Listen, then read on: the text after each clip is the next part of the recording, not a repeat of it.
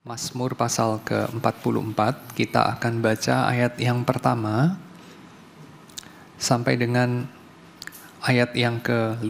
Untuk pemimpin biduan dari Bani Korah, nyanyian pengajaran. Ya Allah, dengan telinga kami sendiri telah kami dengar nenek moyang kami telah menceritakan kepada kami perbuatan yang telah kau lakukan pada zaman mereka, pada zaman purbakala. Dengan tanganmu sendiri engkau telah menghalau bangsa-bangsa supaya mereka kau tanam. Engkau menghancurkan suku-suku bangsa, mereka kau biarkan bertumbuh. Sebab bukan dengan pedang mereka menduduki negeri dan bukan lengan mereka memberikan kemenangan, melainkan tangan kananmu dan lenganmu serta cahaya wajahmu. Sebab engkau berkenan kepada mereka.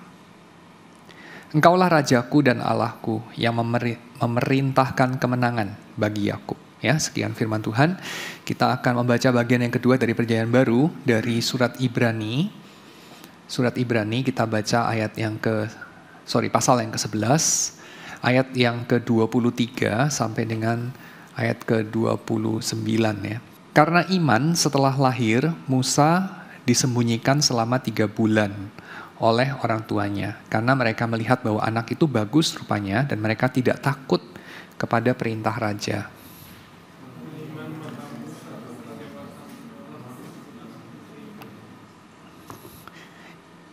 Karena ia lebih suka menderita sengsara dengan umat Allah daripada untuk sementara menikmati kesenangan dari dosa.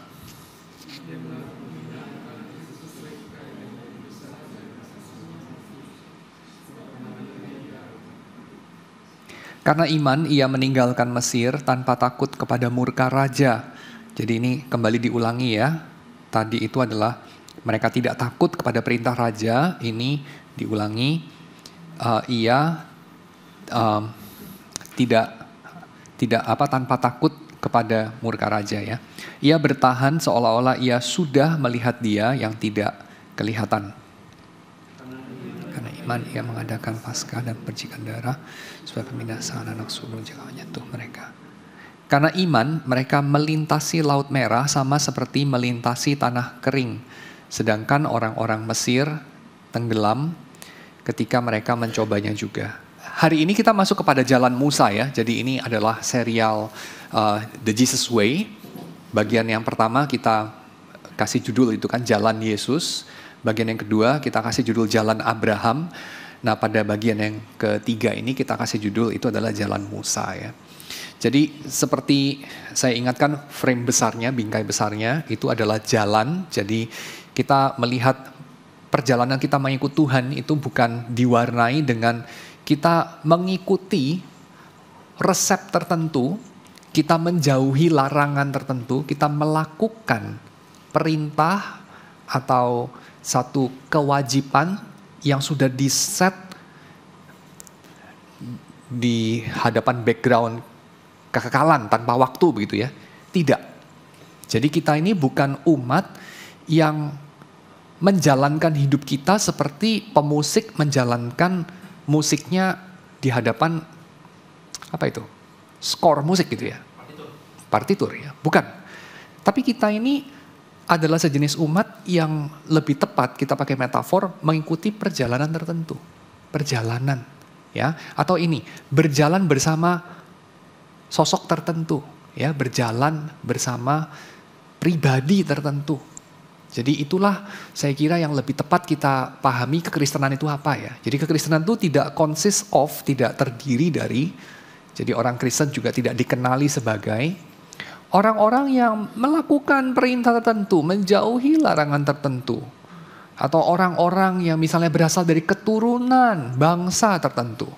Bukan ya, itu semua bukan ciri khas kekristenan. Walaupun tentu ya orang Kristen ada demografisnya juga ya, kayak kebanyakan orang dari bangsa tertentu itu banyak yang Kristen, yang lain mungkin gak terlalu banyak yang Kristen misalnya, ada juga begitu.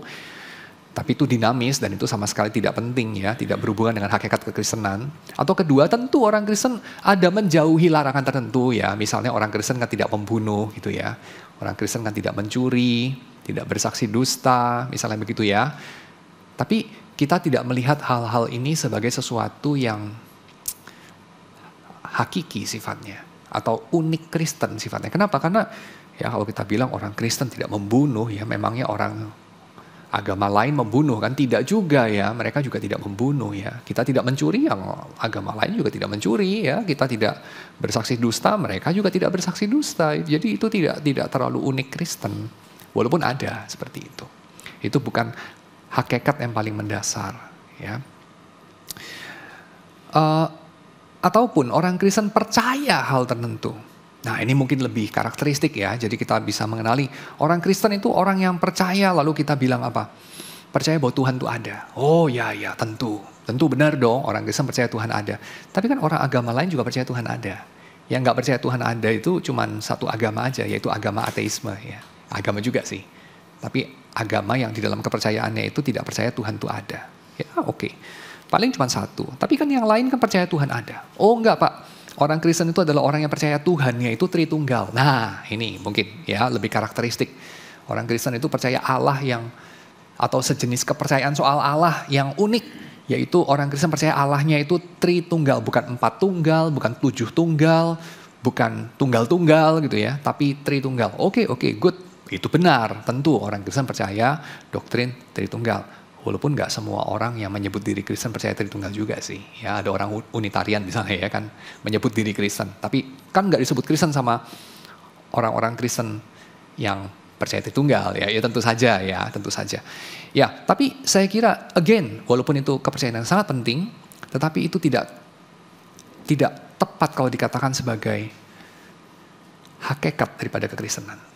Ya walaupun orang Kristen percaya Allah Tritunggal, tapi itu bukan yang paling tepat kalau kita mau bilang kekristenan itu orang-orang yang percaya kepada doktrin Tritunggal. Wah, ini salah lah Pak. Ya, ini sudah pasti Bapak ini keliru ini. Ya. Kan orang Kristen ya mutlak harus percaya Tritunggal. Iya, saya katakan itu benar. Tapi saya katakan jangan dibalik. Jangan Anda katakan asalkan Anda percaya doktrin Tritunggal Anda sudah Kristen. Nah, itu poin saya di situ. Jadi tentu saja orang Kristen, kalau menurut saya sebaiknya atau harus menjadi persyaratan akan sangat banyak kesulitan dan komplikasi kalau tidak percaya doktrin Tritunggal. Nah itu kira-kira standpoint saya. Tapi sekedar percaya doktrin Tritunggal tidak bikin Anda Kristen. Oh iya Pak, tentu Pak harus ditambahi. Ditambahi apa? Ditambahi ini, percaya Yesus itu adalah Allah. Oh iya, oke, tentu benar orang Kristen itu percaya Yesus adalah Allah, benar. Tapi sekedar percaya Yesus adalah Allah tidak bikin Anda orang Kristen loh. Ya. Kenapa? Karena setan-setan juga percaya itu. Setan-setan percaya itu, kata Yakobus. Dan juga kata penulis Injil. Betul ya? Setan itu melihat Yesus diusir dari seseorang, lalu dia berteriak, kamu mau apa dari aku anak Allah dan seterusnya. Setan-setan itu tahu Yesus itu siapa. Menurut cerita para penulis Injil, bukan menurut saya loh ya, menurut cerita penulis Injil. So, menjadikan menjadikan percaya Allah Tritunggal, percaya Yesus adalah Allah sebagai marker daripada Anda adalah pengikut Yesus, Anda adalah orang yang beriman kepada datangnya kerajaan Allah dalam Yesus, saya kira keliru. Walaupun kalau Anda beriman kepada Yesus, Anda adalah pengikut jalan Tuhan, tentu Anda harus percaya doktrin-doktrin yang penting itu, tentu. Tetapi jangan dibalik, ya. So, disinilah pentingnya, saya kira Eugene Peterson menunjuk kepada satu poin yang sangat penting di sini. Disinilah pentingnya kita menentukan atau mengenali metafora apa sih yang paling tepat untuk kita itu mendeteksi atau memahami inilah hakikat kekristenan. Ya, dan saya kira metafor ini jalan. Jadi orang Kristen itu jangan ditanya dia percaya apa, dia itu melakukan apa, dia tidak melakukan apa, dia itu dalam darahnya mengalir darah apa. Enggak. Itu bukan yang paling penting untuk mengatakan dia itu pengikut Yesus. Tapi simply kita pakai metafora yang ada di dalam Alkitab sendiri, khususnya Perjanjian Baru, khususnya Injil. Yaitu apa? Dia mengikuti jalan yang mana? Let us sing ya, let us sing. Mari kita membiarkannya meresap sedikit gitu. Dia mengikuti jalan yang mana, rather than dia percaya apa.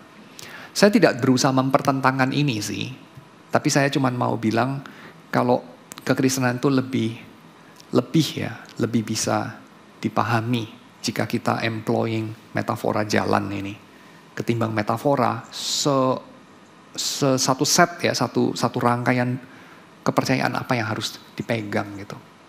Ya. Tapi saya tidak exclude itu. Ya. Cuma saya tambahkan yang ini.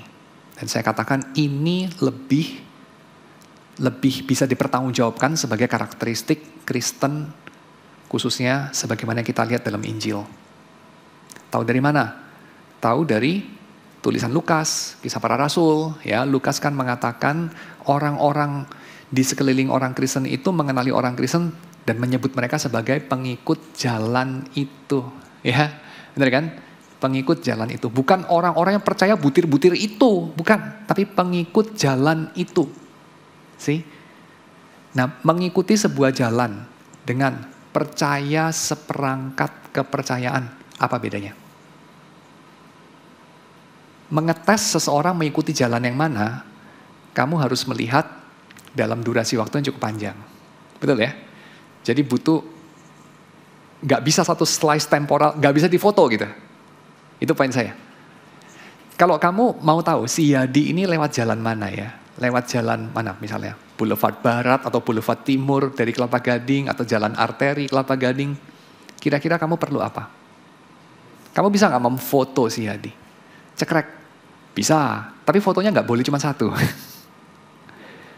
Kalau fotonya cuma satu, cuma dapat satu spot. Si Yadi itu pernah di mana pada pukul berapa. Kan gitu. Tapi kalau mau tahu si Yadi itu lewat mana aja, nah ini kayak Huawei gitu ya, mungkin jam tangan yang lain ya, Xiaomi, whatever, tahu lebih banyak. Mereka memfoto, merekam lebih dari satu spot. Mereka merekam ribuan spot. Jutaan spot. Dengan kata lain, mereka tracking, mereka melihat manusia yang pakai jam ini ada di mana aja pada setiap waktu. Ya. Nah, dengan kata lain, metafora jalan itu tidak sama dengan metafora kepercayaan. Karena kalau kepercayaan itu kita ceknya itu cuma sekali-sekali aja. Contoh ya, tahun 1980 si Yadi ini percaya apa? Lalu kemudian misalnya lah, apalah, saya percaya kepercayaan satu agama tertentu, agama A misalnya. Lalu cek lagi, 1990 si Yadi ini percaya kepercayaan apa? Oh, agama B. Nah, misalnya gitu ya. Nah, tetapi kalau kita mau mengecek si Yadi itu sepanjang 1980 sampai tahun 2024, lewat jalan mana? Nah, itu kan kita harus bertanyanya nggak cuma 2 kali, tapi memantau, tracking. Nah, kekristenan, kalau kita pahami sebagai kamu itu percaya apa, maka kita itu ibaratnya memfoto saja. Jadi kamu harus terus-menerus bertanya, kamu percaya apa sekarang, kamu percaya apa kemarin, kamu percaya apa 10 tahun yang lalu, kamu percaya apa. Dan percaya itu adanya di mana? Kalau kamu tanya seseorang, kamu percaya ini atau itu, maka yang kamu sedang tanya itu satu diagnosa mengenai keadaan apa sih? Keadaan di mana? Saya akan bilang keadaan di sini. Di dalam intelektual atau faculty, reason, ya, nalar seseorang. Betul ya? Apakah kamu percaya teori mekanika kuantum misalnya? Apakah kamu percaya teori relativitas? Apakah kamu percaya whatever, mekanika klasiknya Newton misalnya? Di sini, betul ya? Kamu percaya whatever gitu, teori yang mana atau kepercayaan yang mana. Tetapi kalau kamu mau bertanya, kamu itu ngikutin jalan yang mana sih? Kamu tuh ngikutin siapa sih? Nah, itu pertanyaan yang sangat berbeda. Dan jawaban dari pertanyaan yang kedua, itu hanya bisa dijawab seumur hidup. Lewat mengikuti kamu itu actually, secara faktual, berjalan lewat jalan yang mana aja seumur hidup kamu. Nah, maka dalam metafora jalan, kita bisa mengetahui bahwa keselamatan itu terjadi bukan karena kamu once upon a time menyetujui sesuatu dengan otakmu. That's it. Bukan. Tapi kamu berjalan lewat mana seumur hidupmu. Ini tentu saya bukan mau bilang orang itu diselamatkan karena mengusahakan diri berjalan. Bukan. Saya juga tidak mengatakan keselamatan itu sesuatu yang bukan just diterima manusia, sola gratia. Saya juga bukan bilang itu. Saya mengamini bahwa keselamatan itu sola gratia dari Tuhan, sola fide. Saya percaya bahwa itu adalah hadiah dari Tuhan. Secara monergistik kita dibenarkan. Tetapi yang disebut keselamatan bukan realitas yang hanya kogitatif, ya, hanya di otak saja, bukan. Tapi satu realitas yang kita alami dalam totalitas diri kita seumur hidup kita.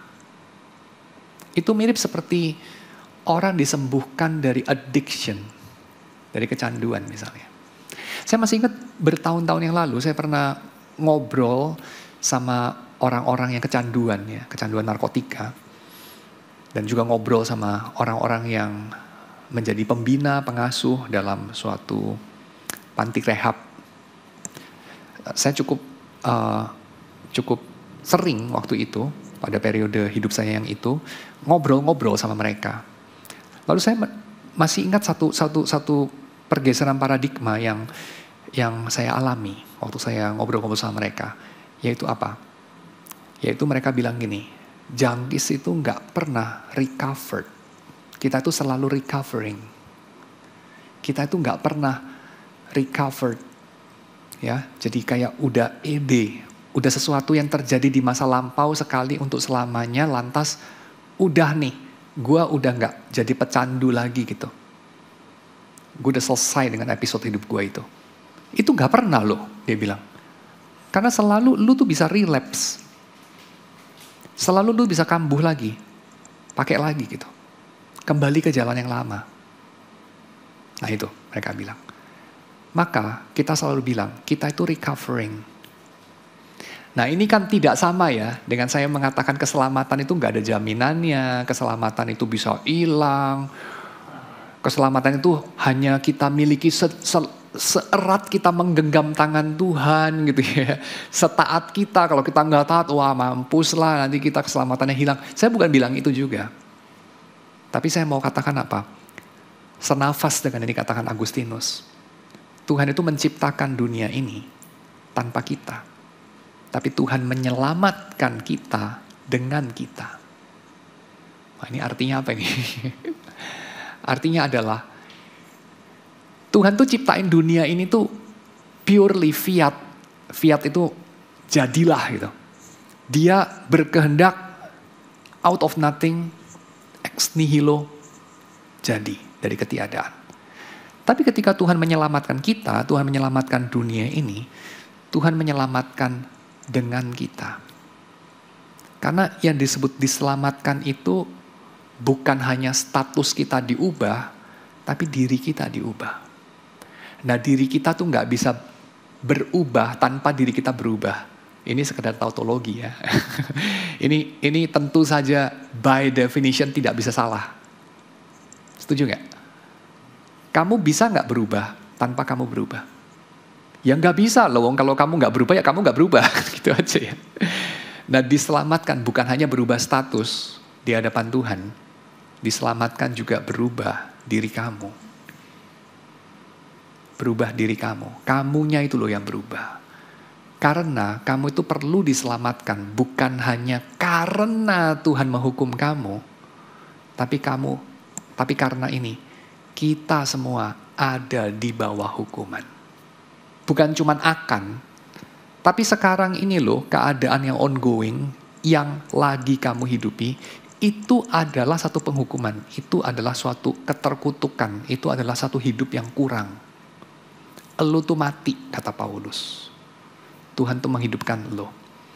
Nah lu bagaimana bisa hidup tanpa lu hidup? Nah itu problemnya. Jadi kalau kita katakan, ya keselamatan itu Tuhan sendiri yang mengerjakan, saya setuju. Keselamatan itu purely anugerah Tuhan, saya setuju. Tapi anugerah Tuhan itu menyentuh dan memperbaiki diri saya. Habis, kalau tidak memperbaiki siapa? Dan apa? Consist of apa itu yang Tuhan kerjakan? Kan gitu.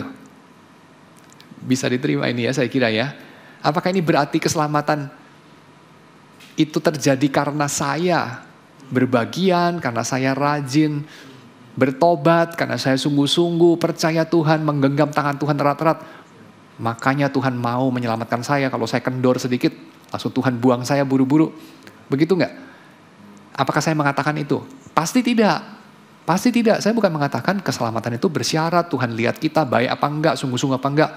Sedikit nggak sungguh-sungguh langsung dibuang. Bukan, definitely bukan. Tetapi yang disebut Tuhan menyelamatkan kita adalah membawa kita ke dalam sebuah perjalanan yang bukan menuju kuburan.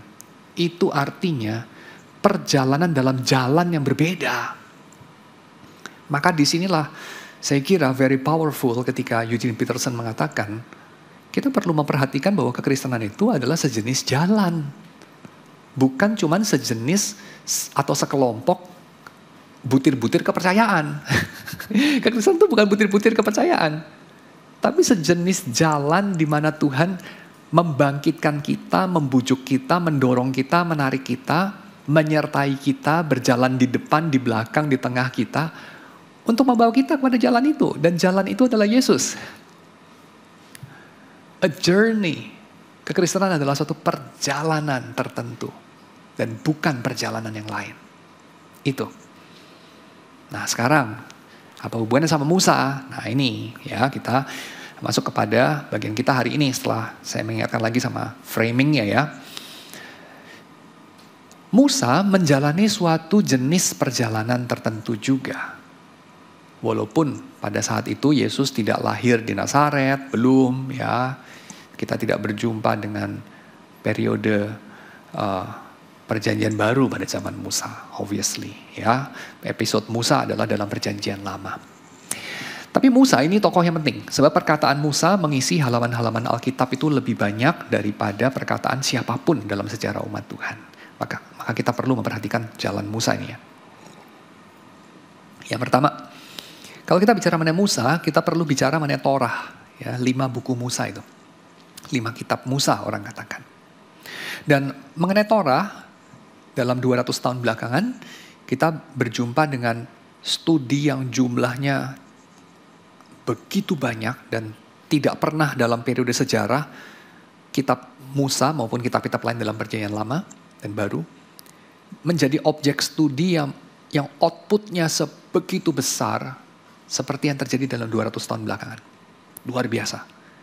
Historical criticism, textual criticism, rhetorical criticism, segala perangkat criticism modern mengatakan begitu banyak juga mengenai Torah, ya, mengenai kitab Musa ini yang sudah ribuan tahun menjadi kitab yang dipelajari oleh orang-orang Yahudi, oleh orang-orang Kristen.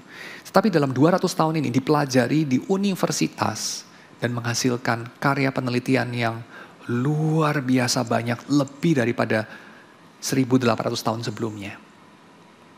Tetapi Eugene Peterson mengutip John Levenson. John Levenson seorang ahli perjanjian lama dari Harvard University. John Levenson mengatakan historical criticism itu menghasilkan karya-karya penting yang luar biasa banyak. Tetapi pada akhirnya itu seperti mempreteli perjanjian lama ke dalam elemen-elemen kecil.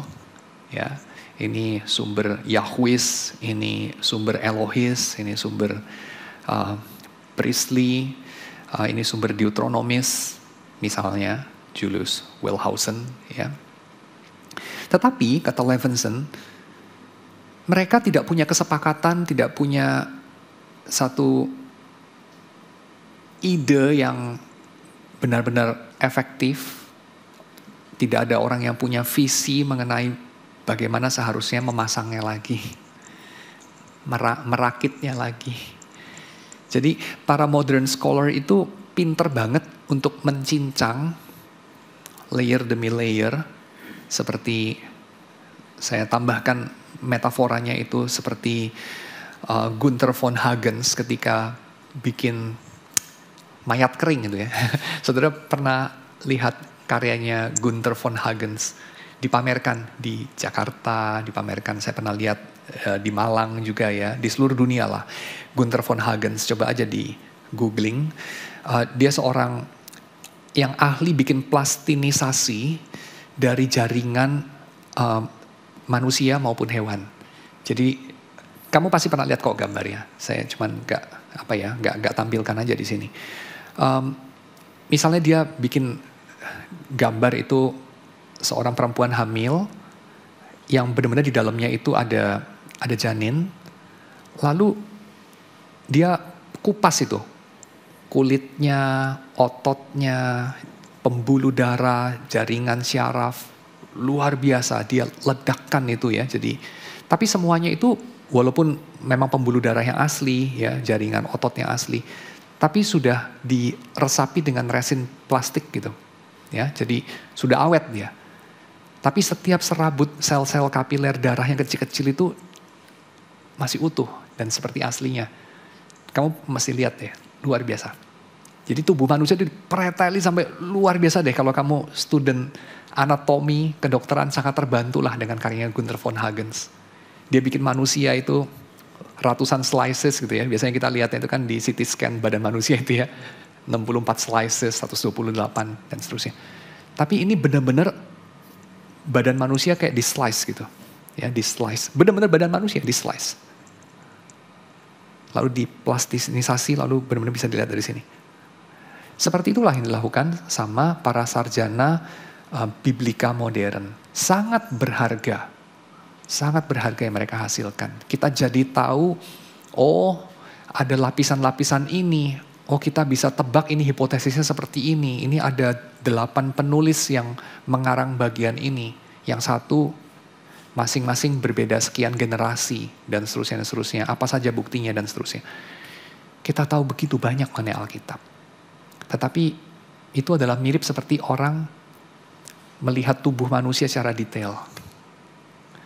Kamu kalau lihat mayat yang sudah diplastinisasi itu ya, sudah diledakkan itu, kamu tahu lebih banyak bahkan daripada orang itu sendiri ketika dia masih hidup. Karena dia masa pernah lihat ginjalnya dia sendiri kan gak pernah ya. Tapi kamu lihat itu, 64 slices ginjal dia gitu. Luar biasa, kamu tahu detail. Tapi kamu kenal orang itu enggak? Enggak kenal. Kamu tahu tubuhnya, very detail. Tapi kamu enggak dengar suaranya. Kamu enggak berinteraksi sama dia sebagai pribadi. Dan sampai di sini, saya pinjam cetusan dari William Blake. William Blake seorang penyair romantik. Dia pernah mengatakan, we murder to dissect. Kita membunuh untuk membedah. Jadi kalau kita bedah, jadi mati itu orangnya. Kodoknya, burung darahnya itu mati. Tapi kita sekarang jadinya bisa membedah. Karena dia sudah kita matikan. Dan kita tahu itu. 128 slices dari si kodok malang itu. Tapi kita tidak akan pernah bisa mengenali si kodok itu sebagai pribadi. Nah demikianlah gambaran yang disajikan oleh Eugene Peterson ya. Mengenai apa yang dilakukan historical criticism kepada karya sekelompok orang atau yang secara tradisional kita katakan karya Musa ya. Dengan cara mencincangnya. Ya kita tahu begitu banyak, itu sangat berharga, membantu kita untuk mendengarkan Torah sebetulnya. Tetapi tidak membantu kita apa-apa, malah menghalangi kita untuk kita mendengarkan karya itu. Dan dia, untuk membuatnya lebih jelas ya, saya coba untuk memperkenalkan dua istilah ya. Dia memperkenalkan istilah synchronic studies sama diachronic studies. Dan basically yang dilakukan sama para sarjana biblika modern itu adalah diachronic studies ya. Studi diakronis terhadap sebuah teks. Nah, studi diakronis itu dilakukan dengan apa? Dengan kita itu memilah-milah sebuah teks berdasarkan periodisasi penulisannya, ya, periode waktunya, dan seterusnya. Proses bagaimana tulisan ini dihasilkan, layer-layer dari sumber-sumbernya, ya, studi mengenai sumber-sumbernya. Oh, ini sumber yang ini sumber yang ini. Seperti kalau kita ya mempelajari sebuah naskah. Nah, di sini ada yang suka bikin naskah ini ya. Kalau kita mempelajari sebuah naskah yang sudah jadi ya, sebuah film atau sebuah novel, kita tuh kan kadang-kadang bisa mengenali, kok stylenya somehow beda ya bab 8 dengan bab 7. Kok somehow beda ya ending film sama awal sampai tengah-tengah film. Lalu kita menyelidiki proses dihasilkannya film itu, karena film itu kan dihasilkan, proses bikin kan ya nggak selalu cepat ya, kadang-kadang bisa 2 tahun, kadang-kadang bisa 20 tahun ya, 30 tahun. Dan sebuah naskah itu kan melewati tahapan revisi-revisi yang terus-menerus. Revisinya bisa sampai versi jadinya itu sudah revisi yang nomor 48 itu ya kadang-kadang ya. Lalu orang yang membaca secara diakronis ini seperti orang yang mempreteli 48 versi dari naskah itu. Ini revisi nomor 1, nomor 2, nomor 3, nomor 4, sampai nomor 48 gitu. Kamu pernah melihatnya, kalau kamu pernah membimbing mahasiswa untuk menulis ya, itu kamu pernah melewati versi itu. Di Microsoft itu kan ada fasilitasnya ya, Microsoft, mungkin Google Docs ya. Jadi ini revisi nomor sekian, dilakukan pada tanggal sekian, ada perubahan nomor sekian. Kan ada itu bisa di tracking ya. Historical criticism, textual criticism, source criticism, you name it, rhetorical criticism, melakukan itu semua. Dan apa hasilnya? Hasilnya nggak kita tahu banyak sekali. Tapi adalah sebuah penghinaan, kata Eugene Peterson. Kalau kamu itu baca, ya ini contohnya bukan dari dia, tapi saya pakai contoh ini aja biar lebih kebayang ya, konkret. Kalau kamu itu bongkar-bongkar tempat sampah dari J.K. Rowling, dan tidak membaca Harry Potter dalam versi yang final yang kamu bisa beli di toko buku gitu. Tapi kamu lebih tertarik sama isi tempat sampahnya dia gitu. Dan kamu coba hacking dia punya laptop, lalu kamu mengetahui, oh naskahnya Harry Potter buku yang pertama itu ada revisi 48 kali pada tanggal sekian, bulan sekian, dia coret kalimat ini, dia buang alinea yang itu, dia rubah adegannya, dia tuker, dan seterusnya. Tapi kamu tidak pernah baca versi finalnya. Nah yang saya barusan ngomong ini sebenarnya bagian daripada canonical criticism ya. Jadi kritik kanon itu begitu. Kritik kanon itu berargumen bahwa yang paling penting itu adalah yang pengumpul kanon, kumpulkan bentuk finalnya. Itu yang paling penting. Udahlah, kita bongkar-bongkar bagaimana proses, pertumbuhan, proses, gak bisa dibilang evolusi sih, tapi ya proses ya. Proses munculnya dan ya revisi-revisi dari suatu naskah. Itu nggak begitu relevan. Yang paling relevan bentuk finalnya. Dengarkan bentuk finalnya. Dan bukankah ini yang dilakukan para pembaca Alkitab selama ribuan tahun? Para pembaca Alkitab selama ribuan tahun itu tidak pernah itu mencincang Alkitab itu ya dalam studi diakronik.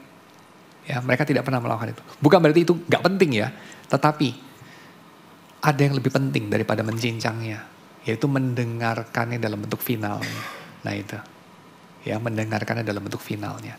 Final cut-nya, itu yang paling penting. Kalau kita nonton film itu ya, kan ada kayak versi bisa banyak ya, director's cut, nanti cut-nya nomor berapa. Nggak sepenting yang penonton kebanyakan nonton. Nah kira-kira gitu ya. Penonton kebanyakan nonton itu standarnya. Itulah. Nah Alkitab kita ini, ada versi yang paling banyak diterimanya. Kira-kira gitu ya. Versi finalnya lah. Bacalah itu. Dan ada alasan kenapa umat Tuhan mempertahankan yang itu. Jadi ini sekalian menjawab pertanyaan orang yang suka iseng ya. Saya sendiri pernah bertanya pertanyaan ini. Pak, kita melihat surat Korintus ya. 1 Korintus, 2 Korintus.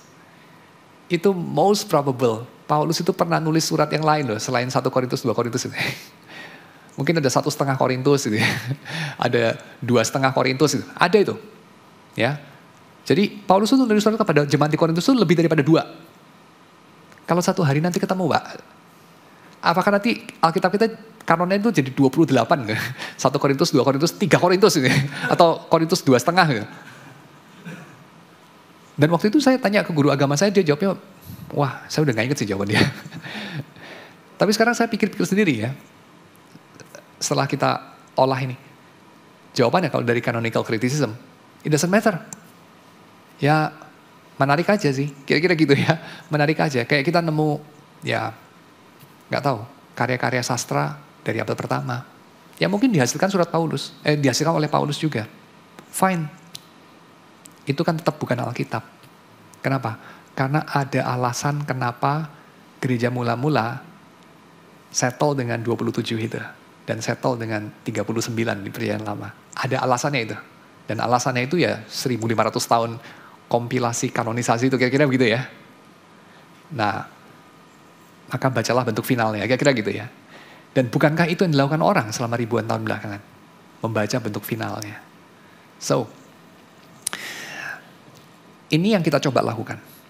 Maka kita dengan tetap menghargai studi-studi diakronis, kita coba melakukan treatment Alkitab ya, memperlakukan Alkitab seperti orang-orang tradisional menggunakannya. Ya, jadi kita menggunakan Alkitab, membaca Alkitab dengan cara yang tradisional. Yaitu apa? Kita membiarkannya berbicara kepada kita. Nah, sekarang saya bedakan lagi ya, studi sinkronik sama diakronik itu kira-kira seperti apa. Kira-kira seperti ini, kalau kamu bikin studi diakronik, itu kamu membacanya tidak sinkron. Ya, membacanya itu tidak seturut dengan waktu. Ibaratnya itu kayak apa ya? Kayak kamu baca buku telepon. Gimana kamu baca buku telepon? Zaman sekarang udah gak ada buku telepon ya. Dulu kan ada buku kuning gitu ya, Yellow Pages. Masih ingat gak Yellow Pages? Masih ingat ya, yang tua-tua ingat lah ya. Zaman saya masih ada tuh, tiap tahun itu muncul buku kuning gitu ya. Terus nanti end up-nya di landfill lah, dibuang. Ya karena tahun depannya muncul lagi itu, Yellow Pages. Sekarang udah gak ada lah Yellow Pages. Nah itu kamu baca semua Yellow Pages itu. Ada ya idiot savant yang baca semuanya Yellow Pages, diapalin ya. Nomor telepon orang, semua diapalin. Ada orang-orang begitu, jarang lah. Bukan itu cara pakainya. Cara pakainya gimana? Kamu dengan aktif mencari informasi yang kamu mau cari. Kan itu.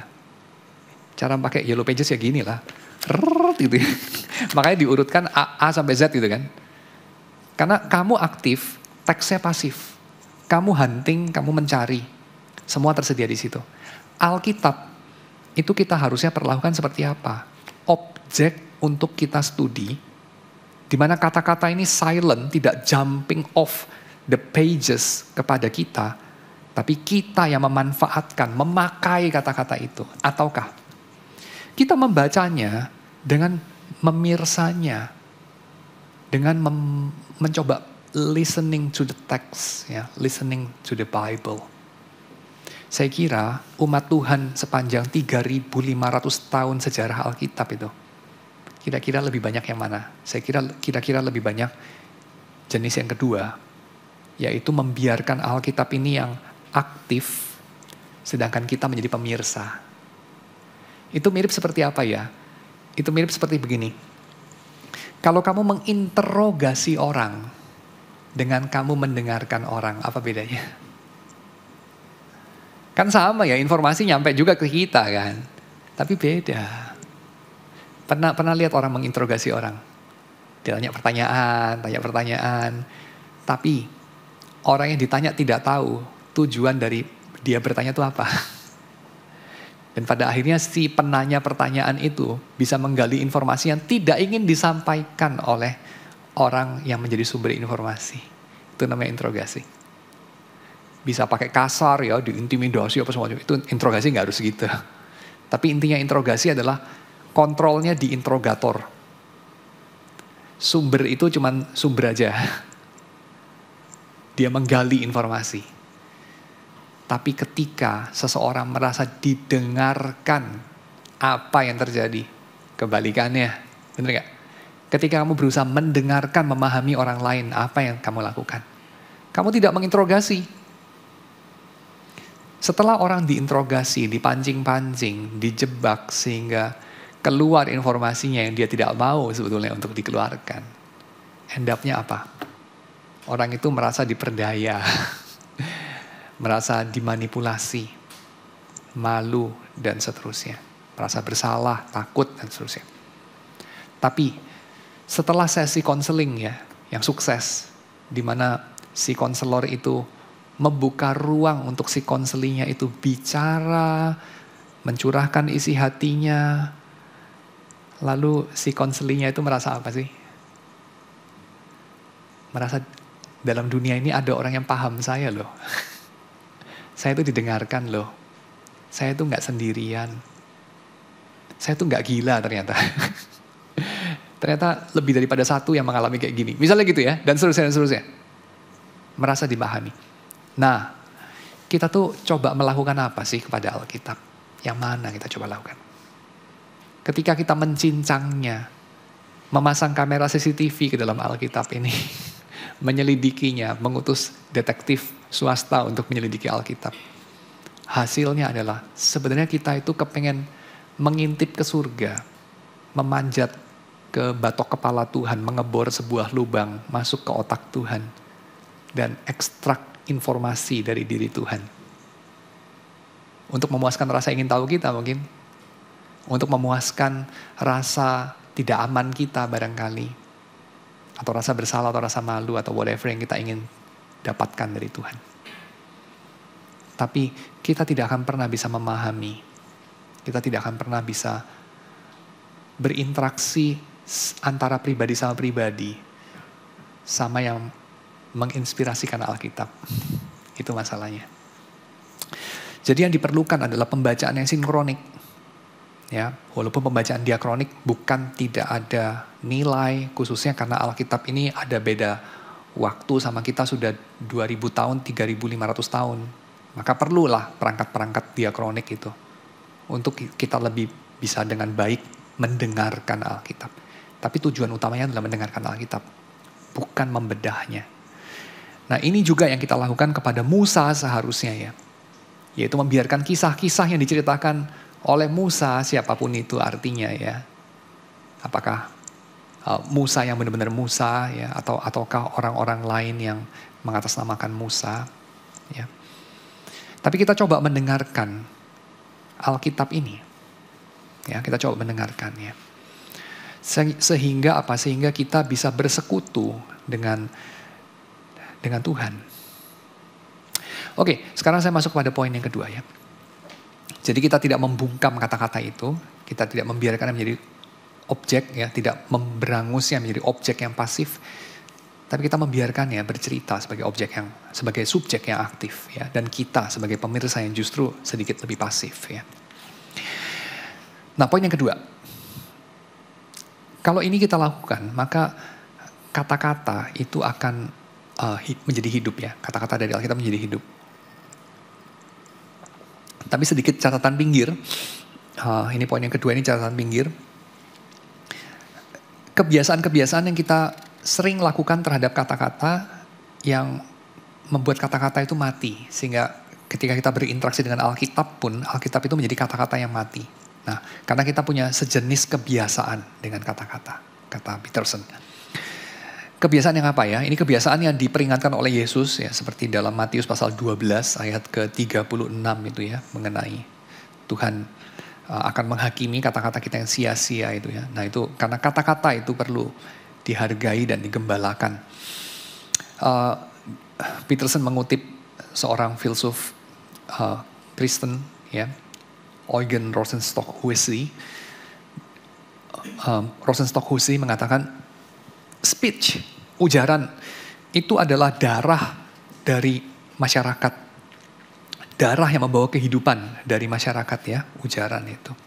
Karena kata-kata itu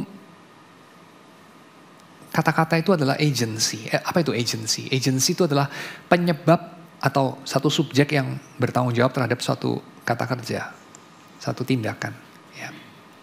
Contohnya, kita bedakan agency ini dari sekedar mechanical cause ya. Contoh ya, mechanical cause itu apa? Misalnya ada suatu bunyi, misalnya bunyi kayak begini. Kenapa ada bunyi begitu? Sebab tutup ini yang terbuat dari metal bergerak dengan kecepatan tertentu, lalu membentur permukaan yang keras, lalu dia mulai bergetar 3 dimensi, lalu keluar frekuensi tertentu ya. Ini adalah penyebab yang mekanis. Penyebab mekanis itu tidak bisa tidak. Saya tidak bisa mengatakan kepada tutup ini, kenapa kamu berisik? Kenapa sih tiap kali saya jatuhkan kamu keluar suara berisik itu? Kira-kira pertanyaan saya kepada si tutup ini pertanyaan yang bagaimana? Pertanyaan yang tolol, betul ya? Pertanyaan bodoh. Kenapa? Karena tutup ini hanyalah mechanical cause. Dia adalah penyebab yang mekanis, yang deterministik, yang tidak bisa tidak. Alih-alih kita menyalahkan tutupnya, kenapa sih lu berisik? Kita harusnya bertanya kepada yang memilih untuk menjatuhkan itu. Betul ya? Dalam hal ini saya. Kita bisa bertanya kepada orang yang mengangkat tutup ini lalu menjatuhkannya. Sehingga muncul suara itu. Kenapa kamu melakukannya? Benar gak? Karena apa? Karena saya bukan tak bisa tidak. Saya bisa tidak. Benar ya? Saya bisa menjatuhkan ini, saya bisa tidak menjatuhkan ini. Itu pilihan saya. Saya bisa tidak. Maka ketika saya melakukannya, saya adalah agent, bukan mechanical cause. Yang saya lakukan dalam wilayah kedaulatan saya. Orang bisa bertanya menuntut kepada saya, apa alasanmu? Apa tujuanmu? Untuk apa kamu melakukan itu? Tapi orang tidak bisa bertanya kepada tutup seng ini, kenapa sih lu keluar suara berisik tiap kali jatuh membentur meja? Nangkep ya? Yang ini mechanical cause, yang ini agential cause. Kata-kata adalah sesuatu yang punya agency. Dia itu menyebabkan sesuatu, tidak secara mekanis, secara personal. Karena kata-kata itu selalu dikeluarkan oleh, ya ini tentu kita nggak bicara AI ya. Kata-kata itu kebanyakan di-generate sama seorang pribadi, sama manusia. Ya tentu buku ini ditulis sebelum zaman AI sih, ya jadi belum ada yang seperti itu. Tapi saya kira kalau AI kita juga bisa mengenali ya, atau tidak ya. Tapi kalau kita sudah mengenali itu dihasilkan oleh AI, kita kan tidak bertanya apa maksudmu. Setuju nggak? Ya setidaknya so far dalam pengertian saya yang terbatas mengenai AI ya. Komputer itu belum adalah agency ya. Karena kalau komputer itu agency ya dia subject to law harusnya. Bisa dihukum dia. Tapi kan tidak ya, yang kita hukum ya programmernya, perusahaannya kan gitu toh. Ya, jadi saya kira AI itu tetap bukan moral subject ya. Tapi manusia moral subject karena dia punya responsibility, ya dia punya sovereignty. Sehingga ketika manusia mengeluarkan, memproduksi kata-kata, mengatakannya pada konteks tertentu, dia melakukannya dengan satu maksud. Sehingga kita itu perlu menebus bahasa ya, in a way. Kita perlu untuk bertobat dari dosa-dosa bahasa kita, dosa-dosa linguistik kita. Karena kata-kata bukan sekedar kata-kata. Kata-kata itu bukan alat yang mati. Tapi kata-kata itu memiliki kekuatan ini, agency. Sehingga konsekuensi dari kesadaran linguistik ini, Alkitab itu, God's Word, ya kata-kata Tuhan itu, bukan sekedar satu penuturan dari atau penuturan ulang dari peristiwa-peristiwa di masa lampau. Nah ini seperti Mazmur 44 yang kita baca ya. Alkitab itu bukan sekedar tutur ulang, apa itu, supaya nggak lupa aja narratives of past events, bukan. Atau kedua, Alkitab itu juga bukan sekedar nasihat untuk dipercayai, ya, exhortations to believe, ya. Nasihat untuk kamu percaya, nasihat untuk percaya sesuatu, dan seterusnya. Bukan cuma sekedar itu. Walaupun tentu ya Alkitab itu mengandung penceritaan mengenai peristiwa sejarah yang sudah berlangsung di masa lampau, seperti Mazmur 44 tadi. Ya tentu. Tapi bukan sekedar itu. Juga bukan sekedar kumpulan nasihat, bukan.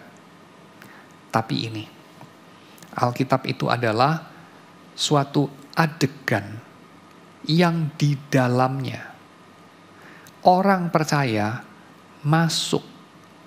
Jadi Alkitab itu dengan kata lain membentangkan sebuah dunia di mana orang yang mempercayai kata-kata itu bisa masuk ke dalam dunia itu supaya menjadi baru, supaya menjadi ciptaan baru.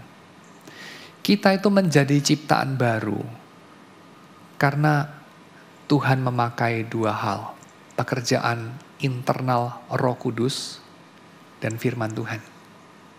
Pekerjaan internal Roh Kudus dalam batin kita, yaitu urusan Tuhan. Tapi firman yang kita dengar dan kita percaya, nah di situ Tuhan melibatkan kita untuk melakukan tindakan-tindakan tafsir, untuk melakukan tindakan-tindakan linguistik, supaya kita itu bisa diperintah oleh kata-kata Tuhan itu. Jadi Alkitab itu saya kira sangat penting ya kalau kita memahaminya, bukan cuma sebagai catatan peristiwa, juga bukan sekedar nasihat baik, tapi sebagai suatu bentangan dunia, sebagai serangkaian adegan yang membukakan suatu dunia tertentu. Dunia yang di dalamnya kita itu bisa menjadi ciptaan baru. Dunia yang membuka suatu safe space, suatu house for the new being ya. Ini saya allude kepada istilah yang dipakai sama Gadamer ya. Language is the house of being. Nah, biblical language ya, biblical narratives itu adalah the house for the new being in Christ. Ya, jadi seluruh dunia yang dibentangkan oleh PL maupun PB itu akan menjadi rumah di mana kita itu bisa bertumbuh ke arah Kristus. Nah itu poinnya. Ya, ini mungkin abstrak, mungkin juga tidak bagi sebagian Anda. Nanti kalau masih ada pertanyaan silakan bertanya di sesi tanya jawab ya nanti ya di bagian belakang. Tapi saya lanjutin dulu kepada bahasa ini. Bahasa ini sekarang kita masuk pada bab yang ketiga ya, poin yang ketiga. Bahasa ini adalah bahasa yang kita olah bersama. Jadi ini adalah congregational language ya, bahasa yang kita olah bersama. Karena bahasa selalu ada fenomena sosial. Gak ada yang namanya private language, itu gak ada ya. Bahasa dimana yang ngomong saya, yang dengar saya, yang pakai saya, cuman saya ngomong sama saya itu, pakai bahasa itu gak ada. There is no such a thing. Ya. Jadi bahasa itu selalu setidaknya melibatkan dua orang. Jadi kalau bahasa cuma tinggal satu orang gitu. Oh kan bisa Pak. Jadi pembicara bahasa itu pada mati, sisa satu kan jadi private language Pak. Tidak. Kenapa? Karena bukan manusia itu yang menciptakan toh. Dan kedua, manusia itu kan bicara dengan hantu-hantu masa lampau di otak dia. Sama nenek yang sudah mati dan segala macam ya. Berdialog dengan tokoh-tokoh yang pernah hidup. So, tidak pernah menjadi private language. Nah, sama seperti itu, Alkitab ini juga menjadi satu bahasa yang tentu saja sebagai bahasa itu sifatnya congregational. Nah, tapi congregational ini istilah ini dipakai sama Peterson untuk bukan hanya mengatakan itu fenomena sosial ya, tetapi juga apa? Bahwa itu bukan fenomena yang satu arah. Jadi Alkitab itu bukan sebuah buku elit yang dibaca sekelompok imam yang elit untuk mereka itu menyalurkan suara dari Sang Ilahi, di mana mereka adalah agen tunggalnya, sebagai satu suara yang mendominasi dari mimbar. Ya, bukan. It doesn't work that way. Tapi rumah yang dibangun dari bahasa kisah-kisah Alkitab ini menjadi sesuatu bahasa bersama yang dipakai oleh seluruh jemaat, oleh seluruh orang-orang percaya itu.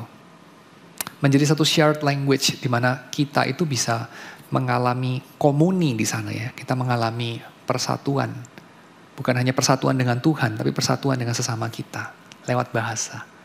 Maka ini penting ya, kita belajar bahasa dan kita penting memperhatikan bahasa yang kita pakai. Coba kita pikir deh sekarang. Kalau saya merefleksikan ya, ini dari kehidupan saya sendiri. Saya merefleksikan relasi-relasi yang saya coba bukan reka-reka ya, saya coba untuk meraba-raba relasi yang dimiliki oleh generasi di atas saya ya. Relasi nenek saya sama papa saya misalnya. Atau relasi papa saya sama mama saya misalnya. Atau relasi papa saya sama adiknya misalnya. Dan seterusnya. Saya coba mengingat-ingat apa yang mereka alami di masa lampau. Sepanjang pengetahuan saya. Sepertinya tidak terlalu rich ya. Tidak terlalu kaya. Dan ketika saya coba mengingat-ingat kenapa ya. Salah satu alasannya adalah karena bahasa yang mereka pakai. Kenapa itu membatasi? Jawabannya, karena mereka punya minat yang juga cukup sederhana, yaitu bertahan hidup. Bertahan hidup, menjadi lebih powerful, menjadi lebih memiliki benda-benda dalam dunia ini, dan seterusnya. Maka tidak heran, persekutuannya juga tidak terlalu rich ya, tidak terlalu kaya. Dan ini membuktikan bahwa bahasa itu ketika kita olah dengan baik ya, bahasa itu bisa membawa kita kepada persekutuan, kepada relasi yang juga lebih rich. Karena bahasa adalah the house of being ya, itu rumah dari keberadaan. Nah, so congregational language ini kita bisa rayakan dengan apa? Dengan memakainya. Dan kalau kita kaitkan sama Musa, nah ini gimana kita kaitkan sama Musa?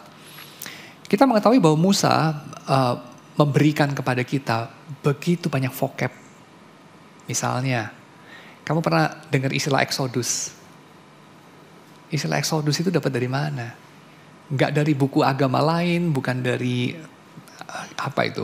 buku teknik sipil atau apapun ya, buku matematika, bukan. Dari kitab suci, dari kitab Keluaran. Exodus. Dan itu menjadi sebuah gambaran yang tertancap di dalam kebudayaan yang banyak dipengaruhi Kristen. Menjadi satu vocab yang bisa mengutarakan banyak hal. Ya, Exodus. Belum kita bicara mengenai Passover. Belum kita bicara mengenai atonement. Belum kita bicara mengenai kematian yang menebus misalnya. Dan seterusnya. Scapegoat. Ya, scapegoat. Dan seterusnya. Ada banyak vocab yang diberikan oleh Musa kepada kita, baik Kristen, Yahudi, maupun agama-agama lain, bahkan orang-orang sekuler. Ya. Dan khususnya sebagai orang percaya, saya kira ini perlu kita punya privilege ya untuk explore lebih lanjut. Karena kita percaya akan hal-hal ini, sementara orang-orang lain mungkin hanya mewarisi sesuatu yang mereka gak terlalu percaya atau mereka mungkin pakai untuk tujuan pribadi mereka ya. Tapi kalau kita adalah orang-orang percaya, saya kira tentu ini menjadi lebih powerful lagi buat kita. Lalu bahasa ini juga kita kembangkan dalam perjanjian kita. Karena bahasa ini mengandung aspek relasional ya. Dan relasi-relasi itu selalu melibatkan perjanjian. Dan perjanjian itu selalu perjanjian antara orang yang satu dengan orang yang lain. Tidak pernah itu adalah sesuatu yang abstrak. Makanya kalau kita bandingkan ya kitab Torah dengan tulisan-tulisannya Plato atau Aristotle ya, atau karya-karyanya Archimedes dan seterusnya, para filsuf Yunani, kita melihat bahwa bahasanya Alkitab itu selalu konkret. Contoh saya ambil. Kita bandingkan Alkitab ini dengan Plato. Kamu tahu nggak bahwa di dalam Alkitab itu tidak ada kata kasih sebagai sesuatu abstraksi. atau bahkan waktu sebagai satu abstraksi. Gak ada loh. Jadi kata kasih itu selalu muncul dilekatkan dengan subjeknya. Misalnya kasihnya Bapa kepada dunia ini. Kasihnya Yakub kepada Rahel misalnya. Kasihnya si Tuhan kepada Yakub dan bukan Esau misalnya. Dan seterusnya dan seterusnya. Selalu dalam konteks yang konkret.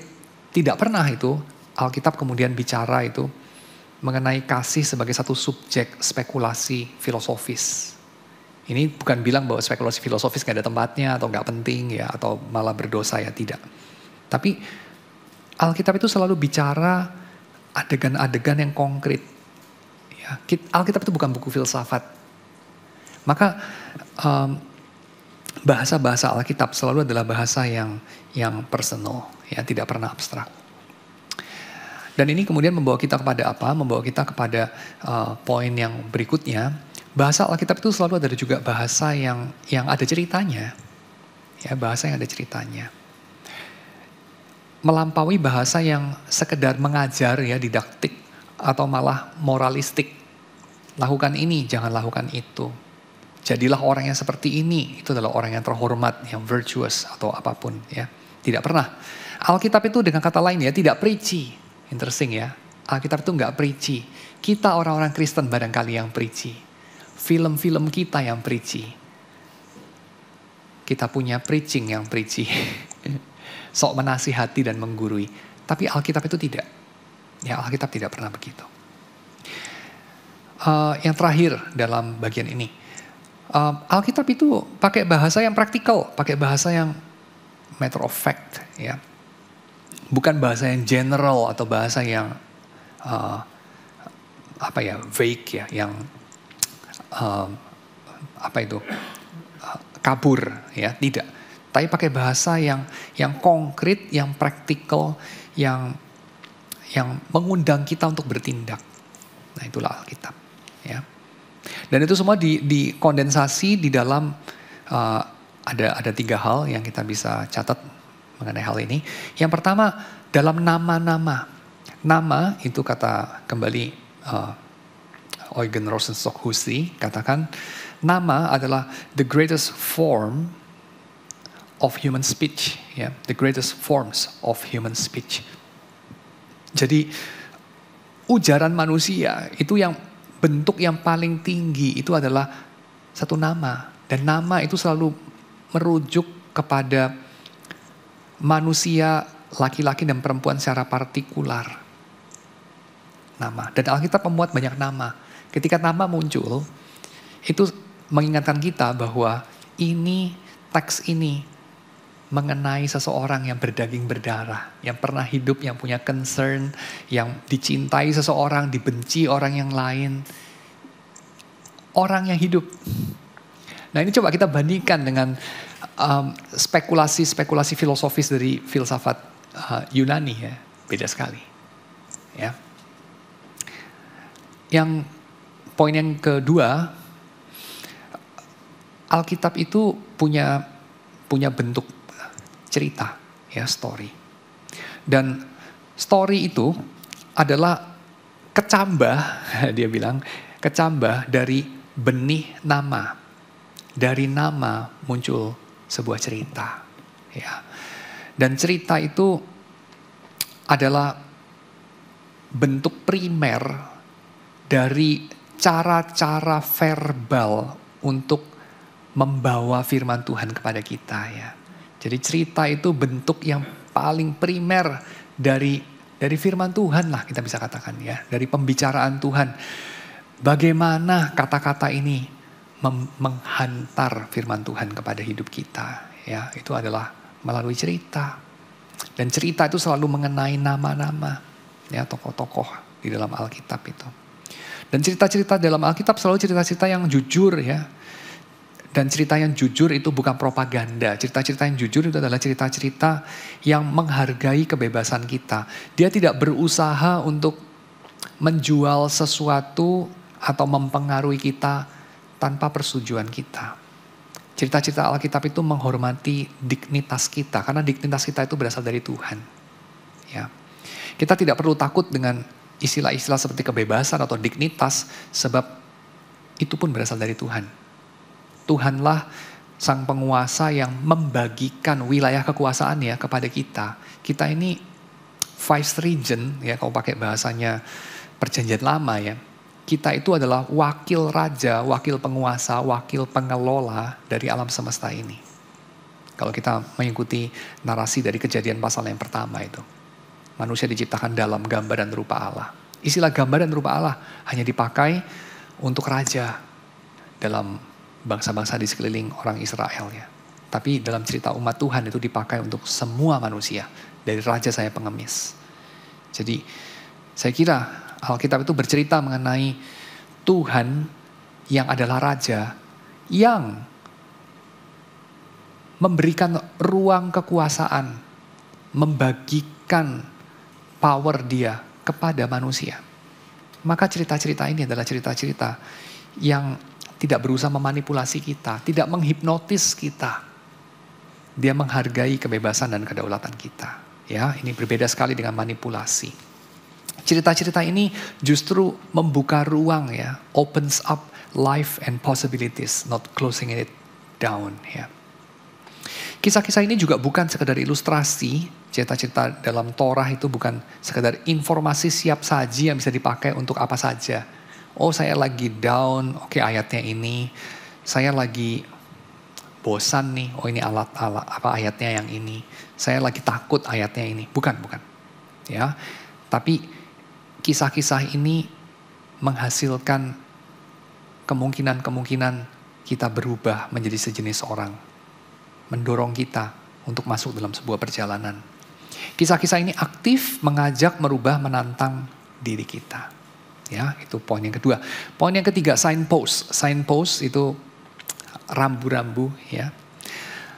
Alkitab itu juga mengandung ini, perintah, aturan, ketetapan ya. Dan aturan, perintah, ketetapan itu seringkali kita pakai sebagai apa sih? Kita pakai sebagai persyaratan supaya hidup kita baik-baik saja. Kita itu memahami takut akan Tuhan sebagai apa? Seperti orang takut akan polisi atau regulator. Orang itu takut akan regulator dengan melihat regulator atau polisi itu bukan ada di pihak dia, tapi pihak yang melawan dia. Tapi Alkitab itu nggak pernah menempatkan Tuhan dalam kabar baik ya, dalam Injil, sebagai yang berlawanan terhadap kita, dalam artian penuntut terhadap umatnya. Walaupun tentu, time to time ketika umatnya membalikkan punggung kepada Tuhan ya, memberontak melawan Tuhan, Tuhan melawan umatnya. Tetapi Alkitab itu menyajikan sesosok Tuhan yang mengatakan ya kepada manusia. Ya, jadi saya kira sikap kita mencari-cari celah dari hukum, ya mencari-cari celah dari peraturan, itu lebih mencerminkan relasi kita yang buruk dengan Tuhan ya. Kalau relasi kita baik dengan Tuhan, kita bukan mencari-cari celah itu. Nah, Eugene Peterson pakai satu contoh mengenai sapi ya.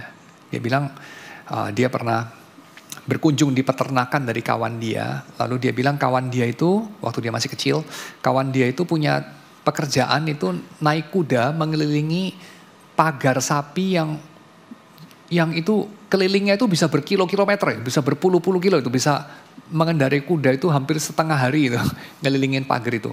Apa tujuannya? Tujuannya mencari lobang. Loh, buat apa mencari lobang?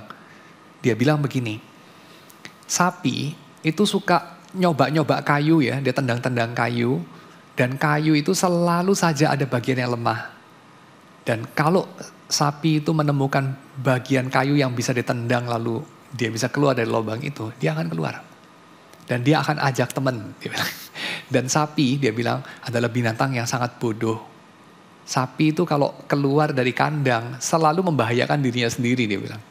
Nanti kejebak di parit lah, nanti masuk ke sungai lah, nanti nyemplung ke jurang lah, apalah, membahayakan dirinya sendiri dan kawanannya.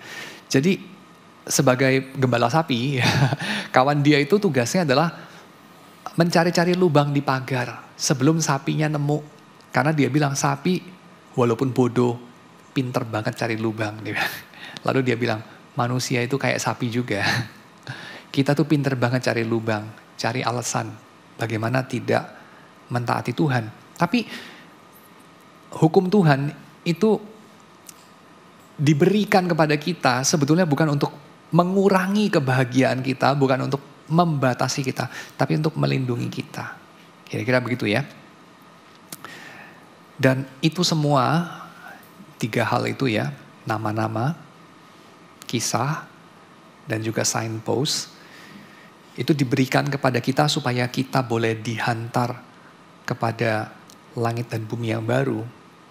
Kita boleh dihantar kepada keadaan-keadaan yang baru. Yang kita bisa sebut sebagai ini, kehidupan. Ya, kehidupan. Kita bisa dihantar kepada hidup yang benar-benar hidup. Jadi Torah itu menghantar kita kepada Injil. Menunjuk kepada Yesus.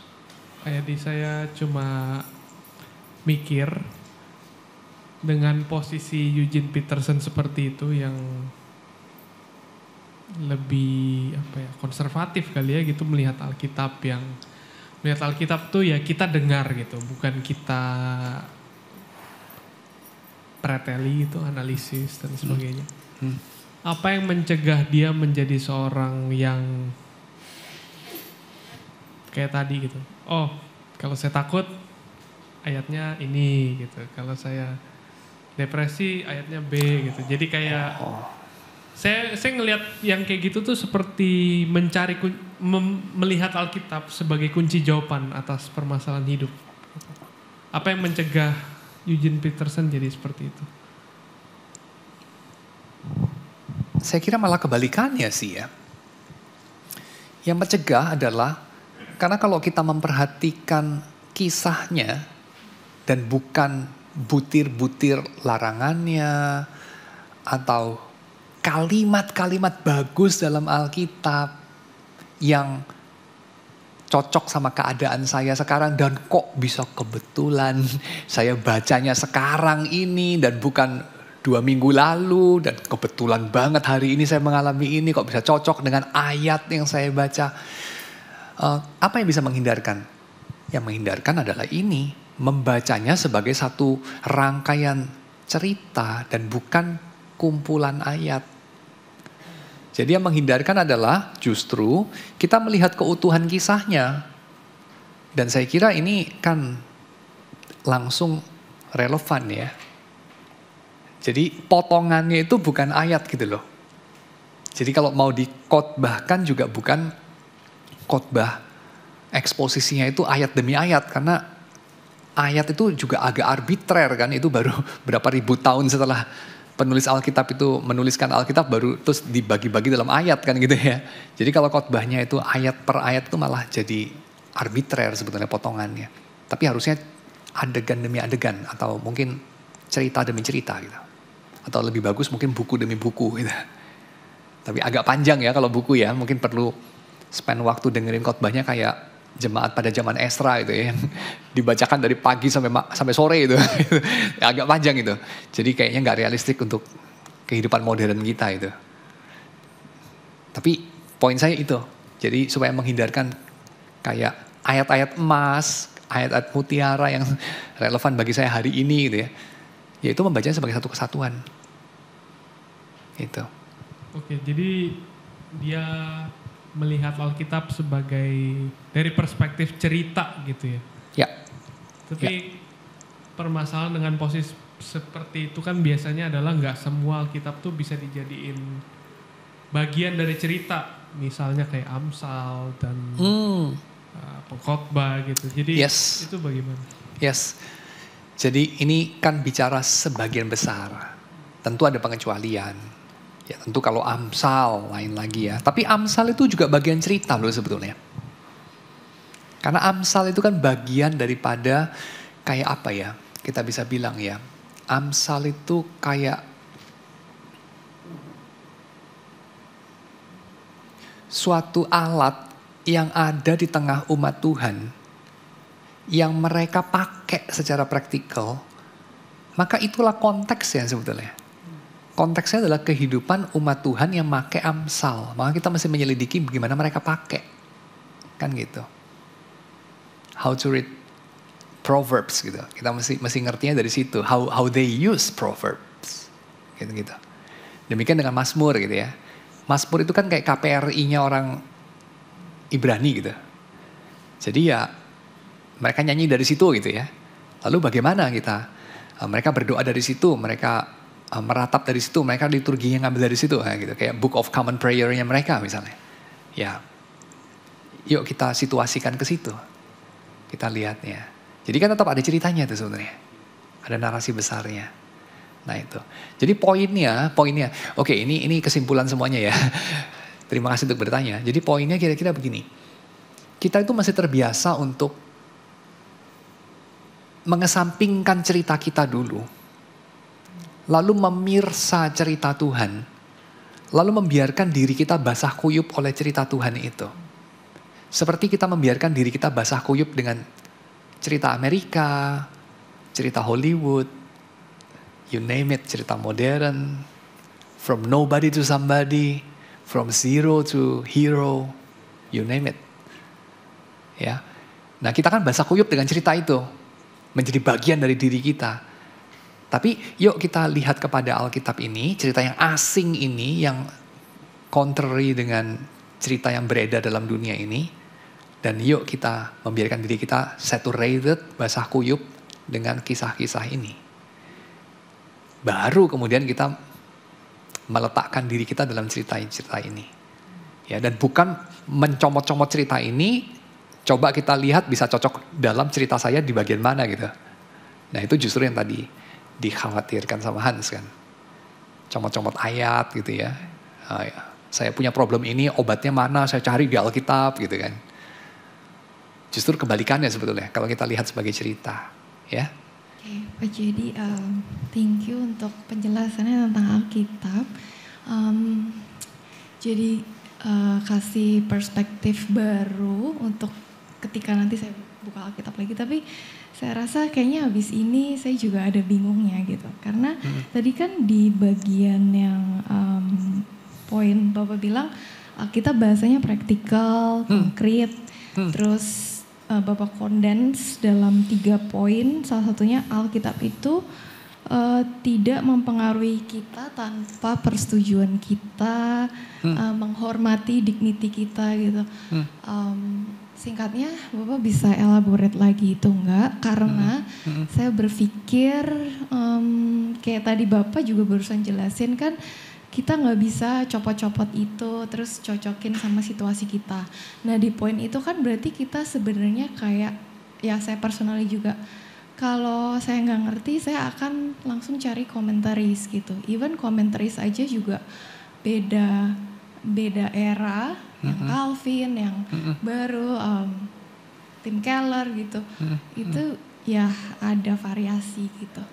Jadi ruang di mana itu tidak mempengaruhi kita tanpa persetujuan kita, apalagi menghormati dignitas kita, itu saya belum terlalu jelas gitu. Terus ya practically nanti gimana saya harus lihat komentari habis baca Alkitab atau while reading the Bible. Ini kayaknya ada dua isu yang terpisah ini ya. Jadi isu ketika Alkitab ada di depan saya mesti ngapain gitu ya. Nah, itu satu. Jadi kayak hermeneutik praktisnya bagaimana gitu ya. Lalu yang kedua itu lebih ke arah isu apa sih artinya kisah-kisah Alkitab ini bukan propaganda, bukan manipulasi. Kan itu ya. Nah saya jawab satu persatu ya. Saya jawab yang terakhir dulu. Dalam sense apa, saya coba berusaha menjelaskan lagi. Dalam sense apa cerita-cerita Alkitab ini menghormati integritas diri kita. Ya. Dalam sense ini, cerita-cerita ini tidak berusaha menipu, tidak berusaha memanipulasi, tidak menyembunyikan maksudnya. Nah propaganda itu menyembunyikan maksudnya. Jadi mereka itu misalnya ya seperti iklan. Iklan itu menyatakan diri sebagai iklan gak? Ya enggak. Kalau iklan menyatakan diri sebagai iklan ya khasiatnya agak berkurang gitu ya. Walaupun semua orang juga tahu sih itu iklan ya. Cita-cita Alkitab itu tidak ngiklan.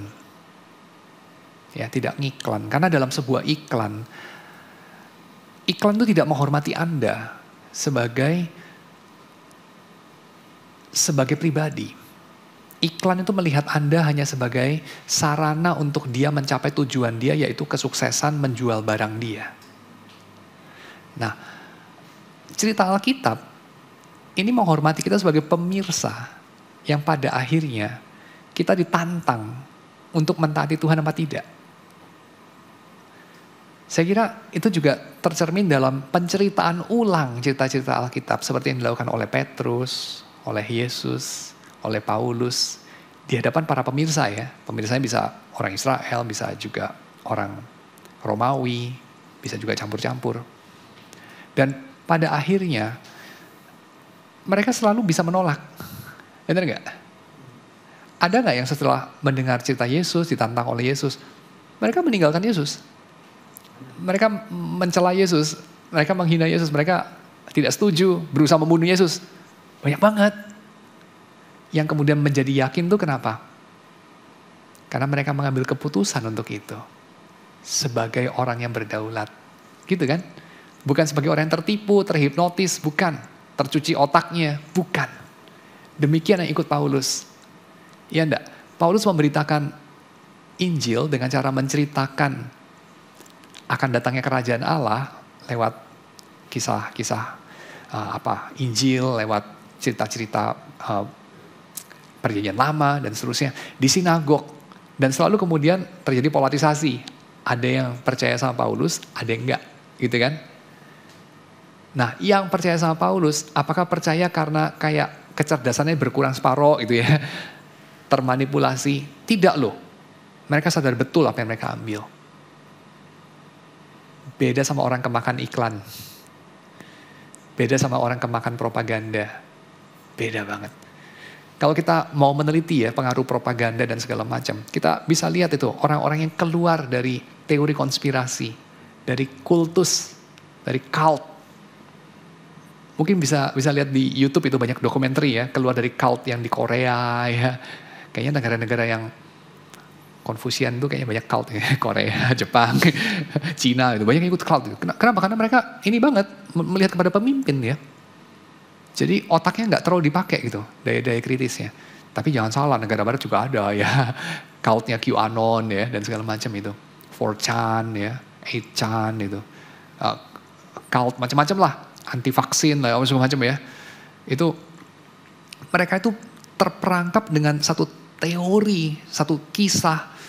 Dan waktu mereka keluar dari sana, mereka menengok ke belakang, kira-kira ya, itu apakah orang Kristen itu kayak gitu nggak?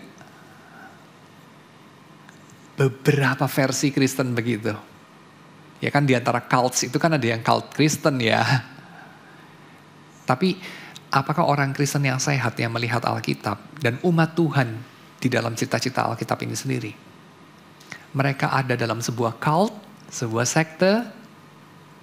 Jawabannya tidak. Di mana bedanya? Saya kira di situ bedanya. Dalam sebuah sekte, Anda diisolir dari dunia secara luas.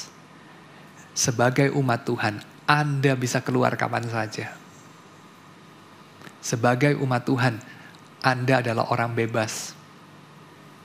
Anda join di sini sebagai orang yang berdaulat. Itu bedanya. Ya, nggak tahu, menjawab nggak? Lalu pertanyaan yang pertama tadi mengenai, jadi praktisnya gimana nih? Praktisnya saya kira sebelum kita jump kepada membaca komentari, ya, seringkali itu yang dilakukan ya. Boleh juga sih, tapi saya kira lebih baik kalau kita meneliti pertanyaan-pertanyaannya, problematiknya. Kita coba melakukan apa yang para penulis komentari lakukan sebelum kita melihat result dari mereka. Bukan supaya kayak kita menghampiri Alkitab dengan pikiran yang murni, yang masih netral, objektif. Bukan itu. Tapi simply supaya kita itu membiasakan diri dengan pertanyaannya dulu baru membandingkan dengan jawaban orang lain. Itu aja sih. Karena itu membuatnya lebih berarti gitu. Ya, itu mirip sama kayak ngerjain soal-soal latihan matematika sendiri dulu baru lihat lembar jawaban, kira-kira gitu. Anyway, lembar jawaban bisa salah juga gitu. Tapi poinnya kan latihan soal, bukan jawabannya benar. Kira-kira gitu. Poinnya itu bukan mengetahui apa jawabannya, tapi memahami lebih banyak. Dan memahami ini bisa lebih terjadi ketika kita bergulat dengan kebingungan. Itu poinnya. Ya.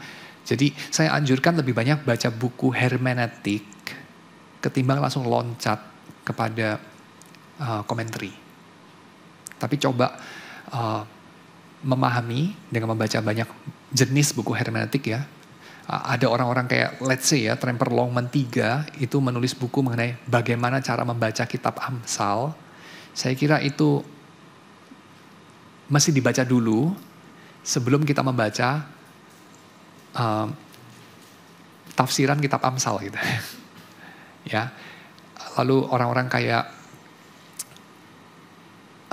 Tremper Longman juga sih, dan juga John Drain ya, ada tulis mengenai how to read Genesis gitu. Saya kira itu lebih baik dibaca dulu sebelum kita masuk kepada tafsiran kitab Kejadian gitu. Oke, saya kira itu urutan yang lebih sehat lah. Thank you Pak Yadi pembahasannya.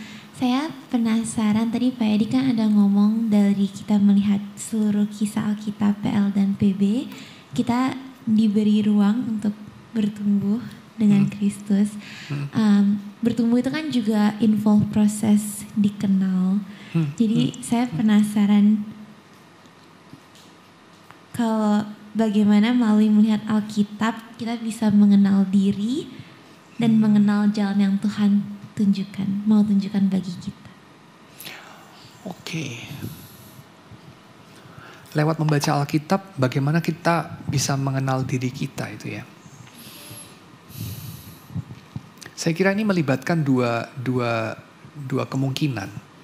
Gak harus dipilih kemungkinan ini. Kemungkinan yang pertama itu adalah karena kita manusia dan Alkitab bicara mengenai manusia, maka kita bisa lebih mengenal diri kita. Karena pada dasarnya manusia itu 11-12 deh, mirip-mirip gitu ya.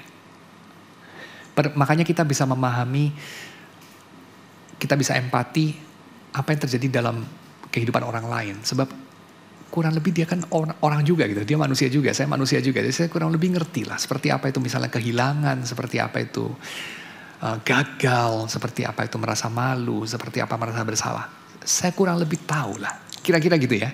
Jadi karena Alkitab bicara mengenai manusia in general,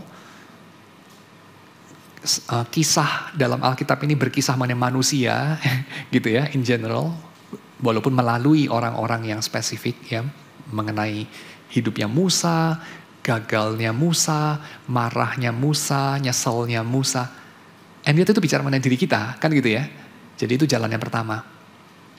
Jalan yang kedua, itu ketika kita membaca kisah-kisah ini dan kita basah kuyup dengan kisah-kisah ini, somehow Roh Kudus bisa bekerja memakai kisah-kisah ini, memakai lagu-lagu, frase-frase di sini, memakai Amsal dan segala macam di sini, vocab yang kita dapatkan dari Alkitab ini, untuk kemudian berbicara kepada kita secara lebih pribadi, secara lebih personal.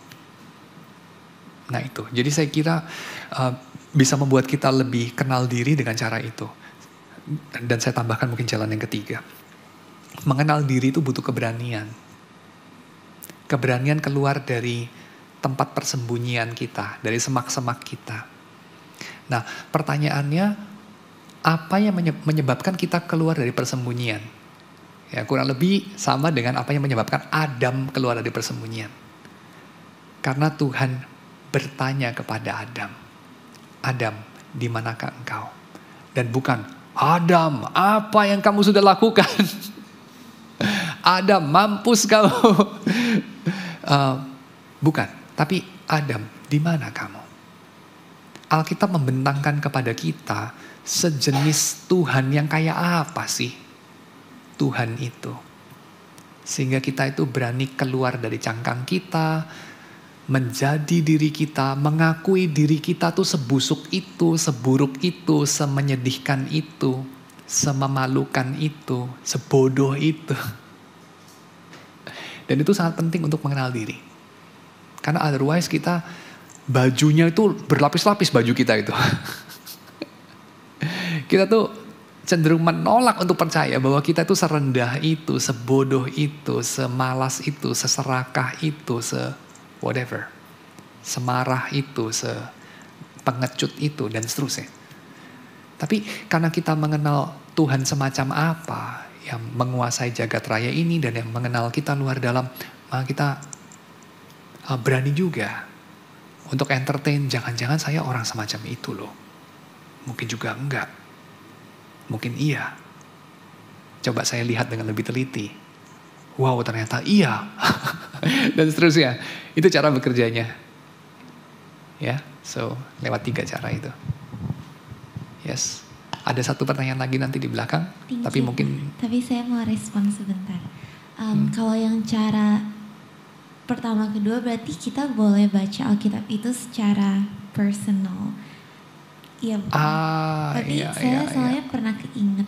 Kayak waktu itu kalau nggak salah sumbernya dari Pak Billy pernah dengar kita nggak boleh membaca Alkitab tuh cuman mencari what is it for us terus personal aja.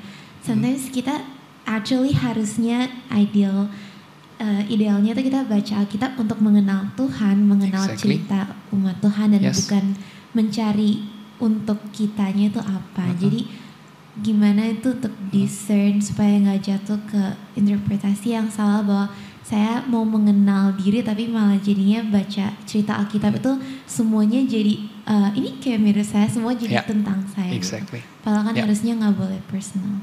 Jadi how to discern? Jawabannya sudah terkandung dalam kalimat kamu tadi, yaitu saja. Jangan sampai saja. Jadi jangan sampai hanya tiap kali baca Alkitab kita itu seolah bertanya, buat saya apa? Buat saya apa? Ini cerita mengenai saya dalam hal apa? Nah itu jadi salah. Kalau saja, kalau hanya itu. Tapi yang terjadi adalah kita ketika makin melihat Alkitab ini cerita-ceritanya bercerita apa soal Tuhan, soal umat Tuhan. Kita melihat juga bagaimana kisah-kisah ini bercerita mengenai diri kita. Dan kita makin bisa melihat posisi kita dalam cerita-cerita ini. Jadi dua-duanya itu perlu. Tapi yang satu itu didapatkan ketika kita melakukan yang lain. Jadi ketika kita mencari tahu cerita-cerita ini berkisah apa soal Tuhan, soal umat Tuhan di masa lampau. Makin kita fokus ke sana, makin kita nanti bisa melihat dalam hal ini hidup saya itu dalam posisi apa dalam cerita itu. Itu kira-kira. Tapi semakin kita coba carinya kepada relevansinya pada diri kita, semakin kita nggak dapat. Karena Alkitab ini memang ditulis bukan kepada kita. Ini saya kutip dari John Walton. Alkitab ini ditulis kepada umat Tuhan di masa lampau. Tapi Alkitab ini juga ditulis bagi kita. So the Bible is not written to us, but for us. Gitu, ya. Ya, itu kira-kira. Oke, sekarang yang di belakang, silakan. Pak, Alkitab ini penulisnya adalah kan manusia berdosa juga seperti kita. Exactly, ya kan? Yes. Yang saya mau tanyakan, apakah kita dapat mempercayainya 100%?